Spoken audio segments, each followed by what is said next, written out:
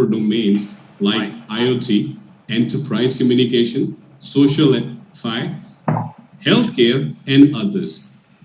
So Mr. Banerjee would be sharing the glance and insight over the topic, which is accelerating sustainability mobility, a social-economic outlook. Over to you, Mr. Banerjee. Thank you, Mr. Anush. Hello, everyone, and a big thanks for having me over. I am Siddharth, founder at kandolanetwork, and we at kandolanetwork, we help build trust-based systems. We build systems that allow transparency, accountability, trust, but not at the expense of privacy. And these are fundamentals in IoT and mobility solutions for the future. And what I want to do today is to take the next 15, 20 minutes and go over the different aspects of mobility. What are the challenges that we might face in the future? And what are the best ways that we should look at adopting or solving them?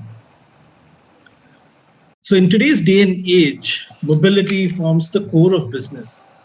And the reason why needs to be addressed because there are major pull and push factors that are happening around the entire mobility space. But before we get into the various parameters, let's look at mobility first in a very broad view.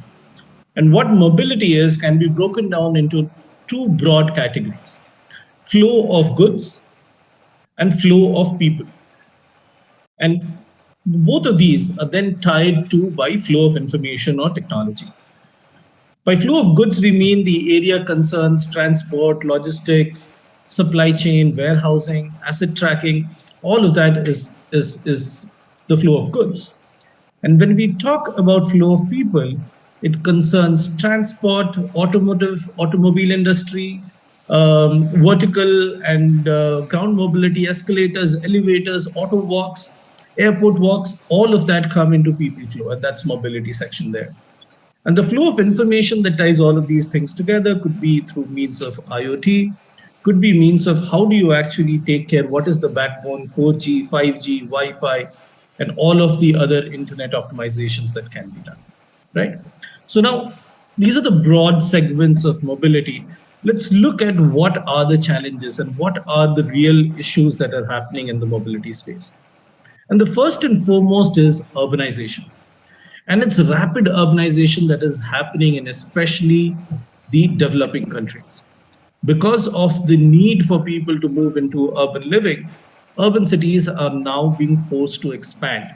And then you have suburban areas that are being built of an ever expanding urban landscape. And then there is a further more need that fuels in the connectivity requirement for people and services to move from suburbans to urbans and in between urbans as well.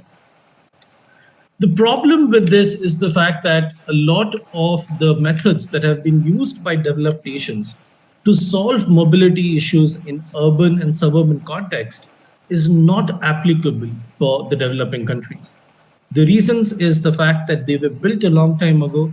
They do not use the latest technology at disposal. And the third is that they are not cost effective. And hence they are not equivalent in terms of value for what they are in the advanced countries versus developing countries.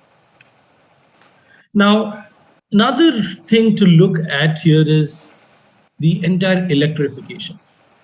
And EV is definitely a force that is going to stay. It is going to have a long-term impact on mobility. But EV has its own problems as well. And we need to look at EV as with a very wide lens. Electrification, the first and foremost is we have to start looking at the grid itself. And the entire grid of where the power supply is going to come in is going to be a major driver for adoption of EV. Now, this grid consists today primarily of non-renewable energy. We are burning coal, thermal, and oil and gas to be able to give us electricity. But that means that all the transition that we are doing from gasoline-powered vehicles to EV vehicles are still at the end of the day burning non-renewable energy to be able to give us the electricity to run it. So it's somewhere in the circle, it's broken. So we have to look at the grid in terms of using non-renewable renewable energy sources. We have to look at thermal, we have to look at wind, we have to look at solar, we have to look at maybe nuclear. But these are the other options that we need to start looking, because the supply, the demand on the energy grid is going to be extremely high. The second is the entire manufacturing of electric vehicles. Now, I was looking at a report from MIT which said that for an 80 kilowatt hour lithium ion battery, it takes close to 2.5 metric tons to 16 metric tons of carbon dioxide. That's the carbon dioxide emissions for a lithium ion battery. And one metric ton of carbon dioxide is equivalent to close to 2,500 miles of running your car, your normal gasoline car. So there is a big question in terms of how do we ensure that this is sustainable? How do we ensure that this becomes greener? And in the longer run has a better impact on the structure of the society. And the entire, the green aspect of it is also something that needs to be looked at. The other very important thing to look at is how and from where are the components, the raw materials for EV itself is coming from. Obviously, lithium is one of the most important elements, but there are other elements also, and rare to find material like cobalt, nickel, and all of them are something that is required for manufacturing of EV vehicles. As a matter of fact, the Republic of Congo is the biggest supplier, and it has the biggest deposits of cobalt in the world. And because of the nature of the demand, there are questions, unfortunately, about ethical and non-ethical sourcing of minerals from the state. So it starts from the fact that we have to ensure how the entire grid is connected, where is the input coming in from, and to be able to ensure that there are better alternative variables for the input into the energy grid. The second is the fact that the transition to EV, is that transition happening the right way or not? Are we sourcing the right materials? Are we creating the materials at the most cost-effective way possible? We cannot have very expensive EV technology in developing countries because the economics don't match up. So can we look at what are the other cost-effective mechanisms of using EV? The third very important aspect is lack of scalability. Any technology or any domain that has gone through a big transition needs a lot of capital infusion, needs a lot of incentivization for it to give up its old notions and adopt something new. And we see that there is, in some ways, there is a push factor there, but it needs a lot more. So capital investment needs to come in. There needs to be a lot of initiatives from the government, incentives for organizations and individuals who are adopting greener, cleaner electric mobility. And all of this has to go hand in hand with making sure that it is transparent and accountable. So given all of these different dimensions, what actually binds all of them together and what is the need for the hour, I think, is awareness. We need to be aware today as an individual, as an organization, of what is the impact of the actions that we are doing, not only to society, but also the world in general. We need to not only be of the statement that we have a right to know, but we should have the statement and the mindset to say that we have a right to participate. We have to think of this entire ecosystem as a community, and how every individual in this community and every organization in this community is responsible, auditable, and transparent in bringing about the change that is coming in. If we all participate in this as equal players, then the entire system becomes more responsible, and there are no single points of failure. That's why using technology to be able to understand how and where materials are brought in from the source. Where is it manufactured? What is the cost of manufacturing? What is the cost of sales? Can I have a vehicle with lesser features, but it is more cost effective? Can I have an energy grid in which I can contribute back if I have a lot more energy with me. All of these systems need to be built in to tackle and address the issues of mobility. We have a huge opportunity in front of us. We have the opportunity to create a connected grid, a grid in which all of us can transparently see transactions that are happening, energy that is being made, energy that is being consumed, and where the energy is being consumed. And what is the cost per unit of energy that we are paying, either financially or for value? How much of this energy is actually good for the ecosystem and how much of it is bad? All of this needs to be at the center for us to be able to, as a community, take mobility further. And technology is at the core. So we have to adopt the right technologies, decentralized technologies, enable the ability for different stakeholders to come together, work towards a common purpose, and yet everybody remains accountable. And the use of decentralized technologies throughout governance, throughout EV, throughout the mobility sector is widespread. Let's adopt the right technologies. Let's adopt a cleaner future. Thank you.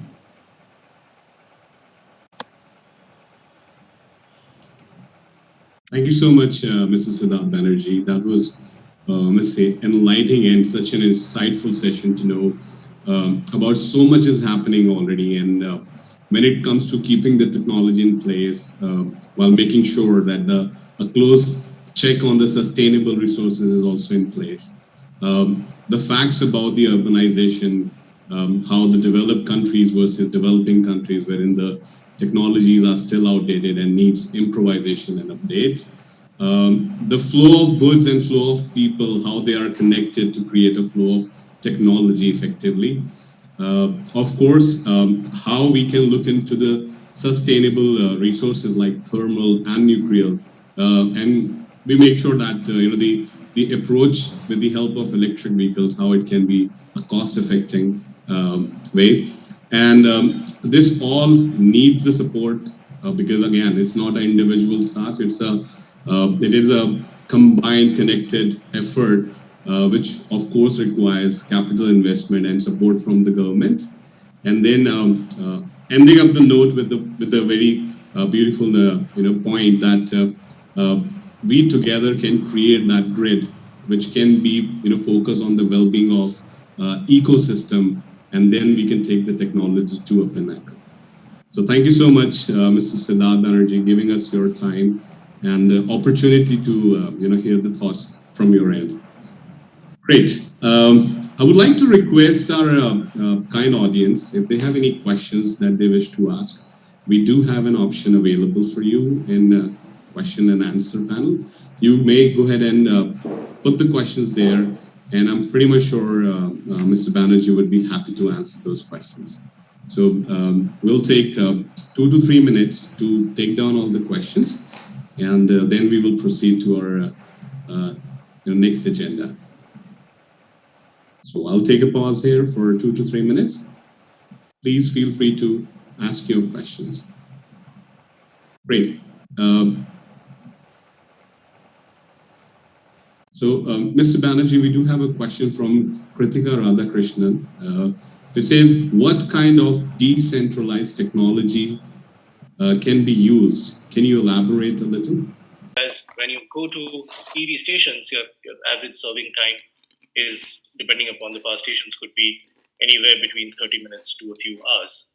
So the revenue per square foot of a power charging station is very different compared to what it is for gasoline. And the queues that will happen once there is mass adoption would mean that you will have to be very intelligent about where do I go to charge my EV. This grid, this information is something that can only be enabled through IoT. But the question is that why do you use decentralized networks? Is because if these are left to centralized entities, then there could be skewing up of the data to create a false alarm or a false situation. entities could say that, I'm running at full capacity, whereas they're running at lesser capacity. And then economic models will come in, which could say that, you can reserve a spot, but for a higher price. Right? So these economic models, these pressure points that will exist because of centralized systems or because of lack of trust can lead to the fall down of this network and structure. So it's very important to use decentralized networks, especially for data collection, especially for bringing in that transparency that is required, because that then enables that there is fair play in the market. Even if you look at the market pricing, there will be times of the day when the cost of energy is lower versus when there will be times of the day when the cost of energy is higher. And you need that to be transparent so that you as an end customer, you know where to go in at what point of time to be able to charge and get the right value for your money. All of this needs to be transparent. All of these needs to be based on systems that can be audited. And decentralized networks allow you to do that. And that's the power of decentralized networks, to build trust-based systems, to build auditable systems, and to also ensure that your privacy is kept. There is another whole question about privacy. Because everything will be IoT enabled, I go plug in. There's an ecosystem that I'm bought into. The network knows where I am, where I've been, where I've gone. Is that a violation of privacy? And that's the other area that we need to address as well. We will be consumers in this connected grid. And by the notion of it, it means that there is a possibility of tracking of your either location or your personal information. And can that be also secured? So it's a mix of all of these in which decentralized networks can come in. And they've already proven to be something that is already being implemented, starting from supply chain to logistics to a lot of the other areas of mobility. EV grids are something that is starting to adopt. And I think we'll see a lot more happening in this space with decentralized technology. I hope that answers your questions. Of course, I'm pretty much sure that is what the answer the participant must be looking for. Thank you so much, Mr. Siddharth Banerjee. I don't see more questions coming in because the way you have explained things, it was very much clear. I do not come from the same industry, but yes, I was able to comprehend and understand that how technology and sustainable resources can work together, can do a wonder together. So thank you so much once again. On that note, it says yes, thank you. So great.